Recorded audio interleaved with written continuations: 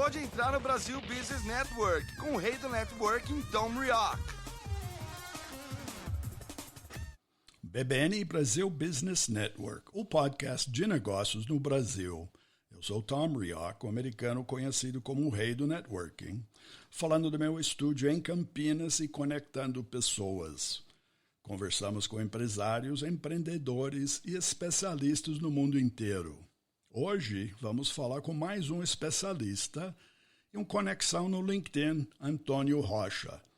Antônio Rocha é empreendedor e vice-presidente na Red Ventures no Brasil. Ele também escreve sobre empreendedorismo, carreira e finanças. Antônio está falando conosco hoje do seu home office em São Paulo. Bom dia, bem-vindo, Antônio. Bom dia, Tom. Muito obrigado pelo convite. É um prazer estar aqui com vocês. Eu que agradeço e o seu tempo hoje de manhã. Mas para começar a nossa conversa, Antônio, eu vi no LinkedIn sua progressão profissional, desde sua formação na engenharia no Instituto Militar no Brasil, depois um MBA em Harvard Business School nos Estados Unidos. Aí você entrou na McKinsey Companhia, né, no Brasil e também nos Estados Unidos. E aí passou pelo cofundador de empresas no Brasil e agora como empreendedor, vice-presidente da Red Ventures e o escritor sobre empreendedorismo, carreira e finanças. É isso? Exatamente isso. Exatamente isso. Eu queria então que você fale um pouco dessa sua transição, né? Porque a carreira, quando você fala de carreira, é um pouco disso que falamos, tá? Então, fala para nossos ouvintes esse passagem até hoje. Tá, vou até começar um pouquinho antes, Tom. Quando eu me formei, como você falou, no Instituto Militar de Engenharia, eu me formei em engenheiro da computação. Então, eu era programador, sempre gostei muito de tecnologia. Mas, à época, né, 2006, o mercado de tecnologia, fintech, startup no Brasil ainda não era muito desenvolvido. A gente ainda tinha uma formação muito ligada a coisas pré-internet, ou seja, programação para desktops, sistemas corporativos. Então, eu acabei não seguindo, na época, a carreira e fui para a McKinsey, como você falou, né? E fiz toda a minha carreira profissional na McKinsey, desde analista até sócio. Então, passei 10 anos entre ida para o MBA e voltar. Passei 10 anos na McKinsey e, nesse período, sempre trabalhei nas indústrias de bens de consumo, fazendo essencialmente marketing e vendas. Só que principalmente ao longo da minha carreira, conforme eu fui ficando mais sênior, uma pulguinha começou a cutucar na minha cabeça de que, poxa, eu estava vendo tudo que estava acontecendo no mercado de startups, no cenário de tecnologia, e eu comecei a me sentir cada vez mais mal de não estar participando desse movimento. Então, eu estava bem sucedido na McKinsey, com uma carreira indo muito bem, mas eu estava incomodado de não fazer parte desse cenário de tecnologia, né? E essa foi a grande motivação para eu sair da McKinsey no final de 2017, começo de 2018, e me juntar à Red Ventures, que é essencialmente uma empresa de tecnologia, né? Até falando um pouquinho da Red Ventures, que acho que contextualiza bem com essa minha mudança para empreendedor, a Red Ventures era uma empresa já de 20 anos, uma empresa americana de tecnologia, que começou, né, a trajetória dela fazendo marketing digital, então parcerias com outras empresas de marketing digital, e em algum momento, ali no meados de 2012, 2013, ali, ela começou a fazer uma série de aquisições de sites, ou seja, ativos digitais, e ela virou um portfólio de ativos digitais, ou seja, vários sites espalhados nos Estados Unidos, alguns na Inglaterra, e a mesma estratégia ela tinha a ideia de aplicar no Brasil. Então, parte da minha entrada, né, quando eu resolvi sair da McKinsey para me juntar à Red Ventures, era vir, inclusive, em busca de comprar alguns ativos aqui no Brasil e tocar esses ativos. Certo. Né? E bem falando, ativos aí realmente para nossos ouvintes, ativos digitais, né? Comprar empresas, isso. Comprar empresas digitais que a gente pudesse operar, né? Sim. Como operadores mesmo, não como venture capital, não como private equity, nada disso. Como operadores. Então, mas você lembra 2018, né? Como o mercado ainda estava principalmente o mercado de tecnologia, já estava começando, já estava bem em alta, na verdade. Então, tudo que a gente achou era, de certa forma, ou com valuation muito alto, ou não tinha um edge, uma vantagem de tecnologia significativa. E aí a gente resolveu... É o pulo de gato, né? Exato. Então, a gente não achou. A resposta certa, puxa, eu entrei para fazer M&A, tentar achar ativos, a gente não achou. Sim. Dado que a gente não achou, a gente resolveu criar do zero. E aí, nesse momento, a Red Ventures do Brasil ela virou um modelo de Venture Builder, que é um modelo pouco comum no Brasil, mas que se você pegar a própria Rocket, né, a internet, ela fez um pouco disso. Existem outros Venture Builders lá fora, que é você pegar uma estrutura que já existe, no caso a Red Ventures Brasil já existia, então já tinha time de tecnologia, administrativos e tudo isso, e você usar essa estrutura para lançar startups ali dentro. E foi o que a gente fez. Legal. Então, em 2018, eu lancei junto com meus sócios o IQ Brasil, que começou como um grande marketplace de produtos financeiros, e hoje ele é um aplicativo de gestão de contas de consumo com cartão de crédito, certo. Já com 1 milhão de usuários. A gente fez a Azulis, que é um marketplace voltado para o pequeno empreendedor. Inclusive, depois a gente pode falar um pouco mais disso, mas obviamente muito impactado agora pelo Covid, mas é um marketplace voltado para o pequeno empreendedor, onde ele pode encontrar soluções para ele. E agora eu estou no momento, na fase de pré-lançamento de uma nova fintech que vai focar em previdência privada, tanto previdência privada corporativa quanto previdência privada individual, que vai se chamar 11. Então, como é que chama? Essa minha 11. 11, o número 11? Isso. O número 11. O domínio, inclusive, é 11.com.br. Tá.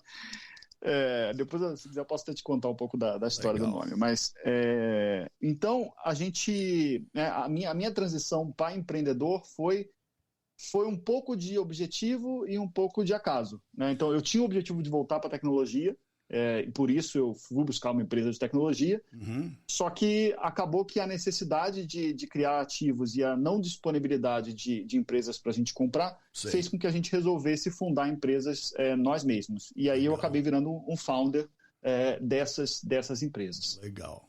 Bom, nessa minha análise do seu perfil no LinkedIn, uma coisa que sai para mim agora ouvindo você contar essa história, eu falo muito de mindset, né? A gente fala aqui muito das oportunidades globais, empresas globais, que o mundo é uma coisa só, mas na realidade o mundo é uma série de localidades, não é assim? Exatamente. O que eu imagino que você saiu daqui, foi para Harvard, você entrou no McKinsey. McKinsey realmente é uma empresa, tipo de empresa, que enxerga o ponto de iceberg, tá lá, é uma montanha, né? Eu vejo empresas onde eu trabalhei, também usamos McKinsey várias vezes, também com pessoas também que trabalhavam. Então, o mindset de alguém que está nessa empresa ou da própria empresa da McKinsey é muito estratégico, né? Como americano, estratégia para mim é meio arroz e feijão, né? Isso é café da manhã. Você começa tudo com análise estratégico, tá? Sim. O Brasil é tático, tá? Totalmente tático. Sua formação militar, você deve ter aprendido que tem que aplicar os dois. Tem que ter uma estratégia, mas também tem que ter as táticas, tá? Exato. O Brasil é muito tático, não tem estratégia, tá? Então, realmente, a história do Brasil tem que aprender a virar rápido, né? As altos e baixas, crise um atrás do outro, estamos no meio de um outro, né? Então, se a gente enumera os crises no Brasil, cada 2, 3 anos tem um. Então, quando você esteve lá fora, nos Estados Unidos, Harvard, MBA, acho que mudou um pouco a sua cabeça ou não? Com certeza mudou, né? Um pouco da minha origem, Tom, eu sou classe média baixa, né? Meu pai até hoje ele é taxista, então a gente sempre viveu. Ele era vendedor de material de construção, depois foi taxista, e tudo que né? A própria entrada no IME foi com bolsa, para o cursinho, tudo que eu consegui foi muito em função de bastante esforço. Mas eu nunca tinha tido exposição a esse tipo de ambiente, né? Então, o MBA, para mim, quando eu cheguei em Harvard, foi uma grande surpresa e até um grande choque. Né? Eu era muito tímido e eu claramente não sentia que aquilo ali era o meu ambiente, né? Era muito além do meu ambiente. Mas serviu como um período de grande crescimento, porque eu pude ter acesso, né, a conhecimento de ponta. Você se sentiu discriminado, Não. segregado no momento, não, né? Não senti. Não senti discriminado, pelo contrário, acho que a abertura de todos da turma foi excelente, mas eu sentia que eu estava aquém daquilo ali, né? Sim. E que eu acho que era um pouco de síndrome do impostor, que é um pouco normal. Mas durante os 2 anos eu cresci muito como profissional, como pessoa. Eu lembro que eu cheguei lá com muita dificuldade, inclusive de participar das aulas, né? Inseguro com o inglês, inseguro com os meus conhecimentos. Sim. E no final já era outra pessoa, né? A mais ativo, participando, já mais confiante. Então a grande vantagem de Harvard, eu diria, foi ter me dado essa confiança, né? E a confiança e o acesso a entender o que de fato está acontecendo no mundo, né? Não só no Brasil. Sim. E é o que você falou, também né? O Brasil é um pedacinho. Você gera um networking com pessoas do mundo, né? Exatamente. E aí depois eu ainda tive a chance, novamente, em 2016, eu ainda tive a chance de mudar para o escritório da McKinsey de Nova York, então eu trabalhei mais um ano em Nova York também, com clientes no meio dos Estados Unidos, clientes em São Paulo, então foi bom também ter a experiência de trabalho nos Estados Unidos, né? Você comia hot dog lá na calçada, então, entrava lá no Grand Central Station, é isso? Exatamente. Pegava o trem para ele voltar, jornalzinho. A vida real de Nova York, é isso? Eu morava lá, mas eu tinha o meu cliente era no meio do Arkansas. Então era o Olha, para você ter uma ideia, Tom. Bom, você fala 880, você foi de 1 a 100, né?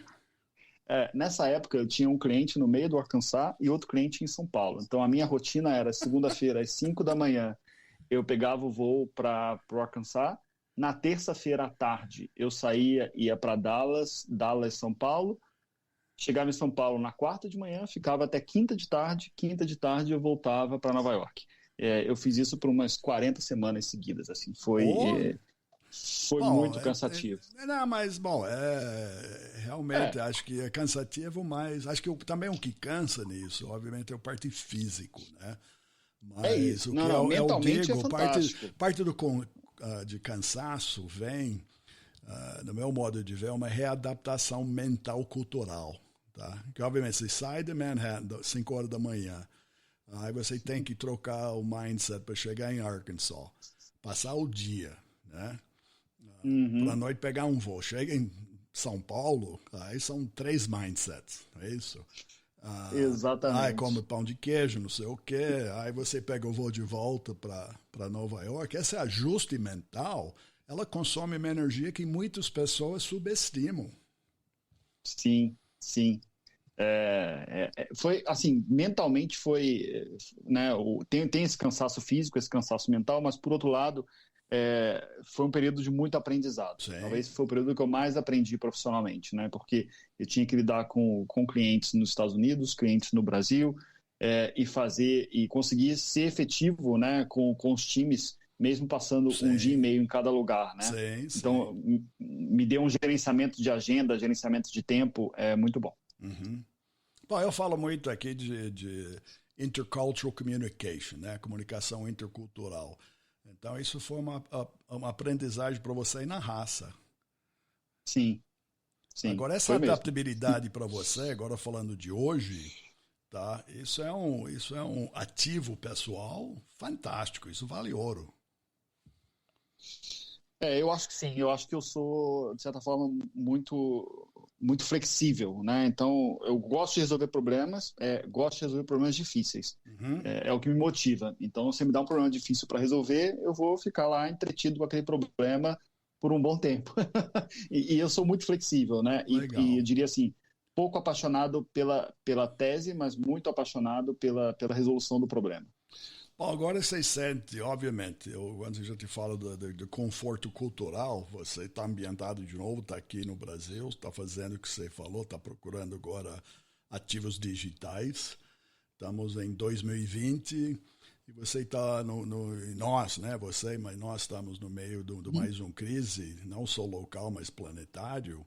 Qual é a sua visão do futuro, né? O que você olha? Do parte de empreender e carreira, suas dicas, né, para nossos ouvintes, que está aqui meio ouvindo e sem saber se tem amanhã, mas qual é a sua sugestão para os profissionais hoje, os jovens que estão na escola, olhando para esse futuro 2020, 2025 até? Tá. Tem uma coisa, Tom, que eu vou até começar falando disso, né? Que chega a ser um pouco clichê, é um tópico meio comum, mas que é a digitalização. Por que eu estou falando de digitalização, né? Eu vivi esse mercado e esse desafio da digitalização na prática, né? Tanto como consultor da McKinsey em empresas que, por mais que publicamente elas, né, se diziam digitais, quando você entrava lá, era planilha de Excel para tudo quanto é lugar, né? Sim, então o gerenciamento era efetivamente feito no Excel. Sim. E outra coisa por exemplo, quando eu construí o IQ, a Azures, esses são marketplaces de serviços financeiros, né? Que a gente conecta provedores de serviços financeiros com clientes. Esses provedores de serviços financeiros, os grandes bancos, as grandes seguradoras do Brasil, há 2 anos atrás, eles tinham grandes dificuldades de disponibilizar conexões, APIs, conexões simples para que você possa se ligar. Então, tem eu usei esse contexto para dizer que se tem um grande efeito dessa crise agora, é uma digitalização forçada. Eu acho que todas as empresas que eu converso, e eu tenho conversado com muita gente nesse período, com todas elas, o tema que está chamando a atenção é o quanto que a digitalização está sendo acelerada. Sim. Então, você pensa num banco, por exemplo, né? Pega os grandes bancos brasileiros. Boa parte, mas a grande maioria da receita desses bancos vinha das pessoas indo na agência, conversando com o gerente, e o gerente, de fato, vendendo um produto para essas pessoas. Sim. Esse é o Brasil que eu conheço há muitos anos, né? Exato. A pessoa, quando eu cheguei no Brasil, aqui mais para Campinas, tinha 2 pessoas de maior relevância numa cidade. Era o bispo dentro do catedral e ao lado da catedral era o gerente de banco. Era o gerente do banco, exatamente. Então, e essa receita, ela está parada agora. Ela tomou um impacto gigantesco. Então, todas as iniciativas dos bancos, né? Coisas tão simples quanto aplicativos para abrir conta, que algumas fintechs saíram na frente fazendo, essas coisas estão tendo que ser aceleradas agora numa velocidade que a gente não via antes. Sim. Então, bom, infelizmente, você está levando um um ponto que está visível até da televisão, na notícia do dia a dia, com essas formas de ajuda que o governo está oferecendo. Você vê as filas intermináveis na Caixa Econômico, né? Filas começam 4 da manhã e todo dia. Tá? E aí você vê o que é um que absurdo, né? Além do absurdo, que você começa a perceber que sempre falava, não, tem muito brasileiro que não tem conta bancária. Ponto. Agora que você está vendo que são mais ou menos 40 milhões. Tá?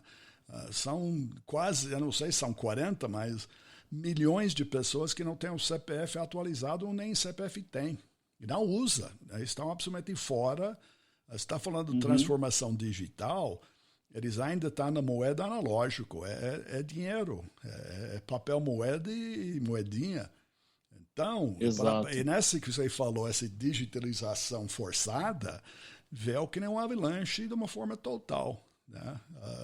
As empresas financeiras, os bancos não estão preparados, nem as pessoas. Tá? Muita pessoa não tem acesso à internet, não tem como fazer isso. Então, isso a gente está vivendo dia a dia, e eu sinto que essa está pior do que o vírus. Sim, sem dúvida nenhuma, sem dúvida. Agora, ficou, de certa forma, exposto. O vírus expôs a fragilidade e a não digitalização do Brasil. Sim. E para as empresas, para a pessoa, estavam falando disso, mas mesmo falando do parte de carreira, muita gente foi deslocada para casa, tá? Você está no seu home office, eu estou no meu home studio, né? Mas eu estou no meu home studio desde 2008. Então, para mim, não está sendo, porque eu estava preparado. Tem internet, tem ligação, tem isso, estou funcionando. Mas muita gente nem isso tinha. Então, não tinha conta bancária, ou tem conta bancária, mas a ligação digital era essencialmente na empresa onde trabalhava. A empresa mandou trabalhar em casa e está fora também do contexto. Você sabe que eu fiz, né? Quando começou essa crise, eu rodei uma pesquisa no meu LinkedIn. Depois eu posso até passar aqui o LinkedIn, mas eu rodei uma pesquisa com algumas empresas para entender, né, como elas estavam pensando no home office. E tiveram ali quase 200 empresas grandes, tá? Daqui de São Paulo, a maioria, algumas do Rio, grandes empresas. Funcionários de grandes empresas responderam. E o segundo maior desafio deles de home office era a tecnologia. Sim. De novo, não estamos falando do interior do Brasil, a gente não está falando de regiões mais remotas, a gente está falando de empresas Rio, São Paulo, empresas grandes. Sim. E o segundo maior desafio era a tecnologia. E coisas do tipo, a minha rede ela falha, a minha internet, a conexão dela não é estável, eu não tenho acesso a uma VPN, então boa parte dos sistemas eu não consigo acessar. Sim. Então as pessoas, por uma série de limitações tecnológicas, as pessoas não conseguem fazer o trabalho efetivamente de casa. Então essa é a pergunta para o futuro dos profissionais, tá? É melhor ela se resolve tecnologicamente, ou é melhor fazer um curso online de aprender mais uma coisa? Qual é o passo? Tá, eu acho, tá? Minha visão é que qualquer profissional hoje que não entende o básico de digital, não consegue falar a linguagem digital, ele sai atrás nesse novo mundo, tá? Então, se eu tivesse que recomendar uma coisa para as pessoas, é de fato entrarem nesse meio digital, procurarem oportunidades de trabalhar nisso, tanto nas suas empresas quanto se elas estiverem empreendendo, porque em qualquer coisa você precisa. O dono do restaurante que não sabia como colocar o restaurante dele no iFood sofreu mais agora. Sim. Então, em qualquer área, não importa se você é pequeno empresário ou se você é um funcionário de uma grande corporação, se você não entende como o digital funciona, você saiu atrás. Então, eu recomendo para todo mundo parar e, de fato, estudar. Entender como funciona a digitalização, entender o básico, né? Não precisa saber programar, mas precisa entender o que você consegue fazer com programação. Então, minimamente tem um equipamento para fazer, vamos dizer, um notebook que funciona, uma conexão da internet que funciona. Precisa entender o que é um banco de dados, precisa entender que tipo de análise você consegue fazer com o banco de dados. Então, esse tipo de skill vai ficar cada vez mais escasso, né? A gente já sabe disso, a escassez de bons programadores no Brasil, por exemplo. Só para dar um exemplo, né, de uma profissão que está em alta e só vai acelerar. Então, eu acho que tem uma oportunidade aqui, tá? Para as pessoas que resolvem agora, e acho que não está tarde demais, para de fato investir em carreiras que são mais digitais. Sim. Eu, se eu tivesse que aconselhar alguém, eu aconselharia isso. Não, eu entrei no site, estou vendo o site Red Ventures, né? O pessoal acha que aí não tem emprego, está tudo parado, mas eu estou vendo no site Red Ventures, vocês têm oferta de posições abertas no mundo inteiro. Hoje? Temos posições abertas no Brasil hoje, a gente está buscando, a gente está aberto para contratar desenvolvedores, a gente está aberto para contratar analistas de negócio, porque a demanda por digitalização, né, e a Red Ventures ela faz digitalização de processos de venda, a demanda por isso está altíssima. Sim. Né? Então, a gente continua a todo vapor. O que reflete um pouco do que eu estava falando antes. Né? Eu acho que quem está nesse meio digital, quem conhece esse meio, sai na frente. Antigamente sempre falava, precisava aprender um idioma, né? Aquele inglês, não sei. Então, hoje, vamos dizer, o que substitui o inglês é a transformação digital, né? Se você não está digitalmente conectado, tanto faz falar um idioma, você não vai funcionar, não serve muito, é isso? É isso, é exatamente isso. Agora, sem falar um idioma, 2 estrelas douradas na testa. Exato. Se você souber o básico de tecnologia, ou um pouquinho mais do que o básico de tecnologia, e souber inglês, eu diria que você já está muito à frente de 99% das pessoas no Brasil, né? Falando especificamente de Brasil. Sim. Então tem oferta. Então você vê onde você está. Você está vendo um promissor. Se nós olharmos para frente o resto desse ano, 2021, 2, 3, 4, 5, você sente bem, você sente positivo na andança de negócios como um todo. Eu sinto que tem algumas oportunidades, inclusive de negócios novos. Você pega o setor de educação, você pega o setor de saúde, a velocidade que as coisas estão mudando, né? A gente regulou, por exemplo, só para falar de um exemplo dentro de saúde, a gente regulou telemedicina, que era um assunto que estava parado, e o assunto andou de uma maneira absurda. Né? E não sei se você já teve a experiência de telemedicina, eu passei pela experiência recentemente, é uma experiência fantástica. Você está em casa, você consegue conversar com o médico em 10 minutos. Você não tem todo aquele negócio de agendamento, ir até o consultório e tal. E resolve 80% dos problemas. Então, eu acho que criam-se oportunidades que não existiam antes. Claro, tá, Tom, a gente está falando aqui, né, do pedaço pequeno da população, né? Obviamente, a crise vai afetar muita gente, vai afetar principalmente pessoas que estavam em posições operacionais, em operações físicas, e a crise vai impactar essas pessoas.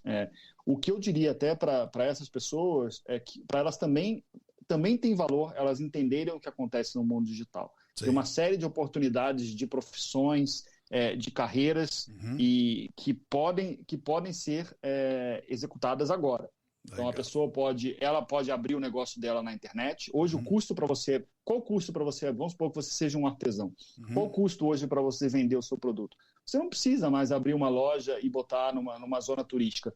Você pode criar uma conta no Elo7, colocar seus produtos lá e vender. Né? Você pode... Se você tem uma pequena produção, você pode colocar isso no Mercado Livre, no Magazine Luiza. Então, hoje, o custo de distribuição com a internet, o custo de distribuição caiu muito. E abriu-se um leque de oportunidades para as pessoas. Então, eu diria que mesmo para aqueles que são afetados pela crise, vale, com calma, né, óbvio, parar e refletir, porque ainda assim eu ainda acho que tem muita oportunidade. Eu concordo com você. Agora, Antônio, fala para nossos ouvintes, eu sei que você escreve, onde eles podem achar artigos, aquilo que você escreve? Tá, eu escrevo bastante no LinkedIn, então no meu perfil do LinkedIn, que é Antônio Rocha JR, de Júnior, então, Antônio Rocha JR, você pode me achar no LinkedIn, eu escrevo os artigos por lá. Eu também tenho o Twitter, que eu sou um pouquinho menos ativo, mas também é Antônio Rocha Júnior, JR, e eu tenho também o Instagram, também Antônio Rocha JR. Então, eu estou presente no Instagram, no Twitter e no LinkedIn, mais ativo no Instagram e no LinkedIn.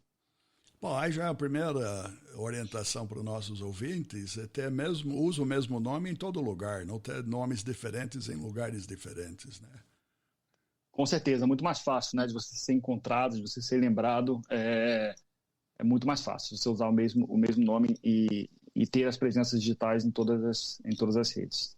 Agora conta, que eu te perguntei antes de nós começarmos, qual é o seu processo de achar novas conexões? O que você faz? Olha, o que eu faço é o seguinte, né? Eu gosto muito do LinkedIn.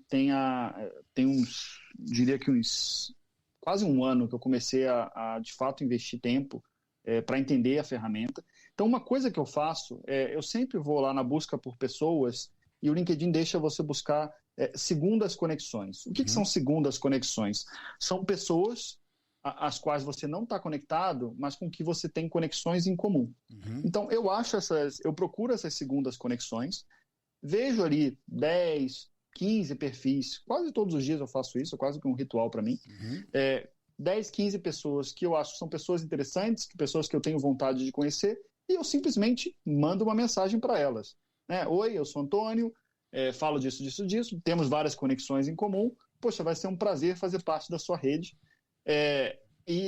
Né, como você começa a fazer isso com regularidade, coisas legais acontecem, como por exemplo, né, eu conectei com você e você me convidou para esse podcast. Então, esse tipo de coisa legal acontece, né? Então a gente fala para as pessoas, faz isso, pessoal, não vai dar em nada, mas quando você faz isso de maneira recorrente, coisas boas acontecem. Sim.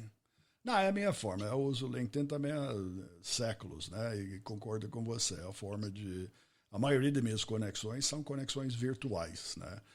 No mundo inteiro. Mas faço análise, quem é a pessoa, etc. Muito receptivo. E da forma que você mandou é muito legal, né? Você já vinha, o próprio convite já vem com isso que você falou, tá? a razão do conectar, tudo, etc. Aí quando eu olhei o seu perfil, que também está bastante robusta, né? Vê que tem coisa com coisa, né? Muita gente que manda um perfil que não tem nada, infelizmente é um livro só de capa, né? Mas funciona. Obrigado por ter mandado tem, né? e você Imagina. Vê, o resultado é essa. Tá? Tem gente procurando e tem gente que quer conectar. Exatamente. Ter um bom perfil do LinkedIn, uma boa presença, né? Manifestar suas opiniões, né? De maneira clara, conta pontos também para você dar passos de carreira, né? Sim. Então é muito importante. Acho que esse você falou, é entender a transformação digital, a digitalização, né, que você falou, mas ter o perfil para as pessoas quando acham você sabe quem você é, qual é a sua história, o que você defende ou não, e de uma forma rápida e clara e objetiva, né? Muito bom. Exato. Bom, Antônio, infelizmente estamos chegando no fim do nosso tempo. Quero te agradecer para compartilhar esse dia conosco e sua visão realmente desse futuro promissor, como você falou. Tá? Você tem mais um comentário que você gostaria de deixar com nossos ouvintes? Acho que só agradecer a você, Tom, de novo pelo convite. E acho que uma provocação para os ouvintes de, puxa, criem seus perfis no LinkedIn, busquem se conectar com pessoas. Acho que agora, outra coisa, né, desse momento novo, é que ficou mais fácil se conectar com as pessoas virtualmente, ficou mais natural. Então, busquem fazer isso, porque eu acho que né, esse podcast, essa conversa aqui, é um reflexo do poder do networking. É legal, é exatamente isso. Obrigado mais uma vez. Muito obrigado, Tom. Então, um abraço. E para nossos ouvintes, vocês também podem ver, como eu te falei, procurar o Antônio no LinkedIn, então é Antônio Rocha JR, ou no site www.bbnbrasil.com, onde vamos colocar depois o link para o site dele. Agradecemos vocês, ouvintes, que podem seguir entrevistas passadas e futuras do BBN Brasil Podcast nos principais plataformas como Spotify, Apple Podcast e Google Podcast. BBN Brasil Podcast é um oferecimento do Focus MI Market Intelligence. Eles são especialistas em pesquisa de mercado no setor agrícola. Mais informações no site www.focusmi.com. Obrigado pela audiência. Até o próximo encontro aqui no BBN Brasil Business Network. Obrigado por entrar no Brasil Business Network com o rei do networking, Tom Rioch.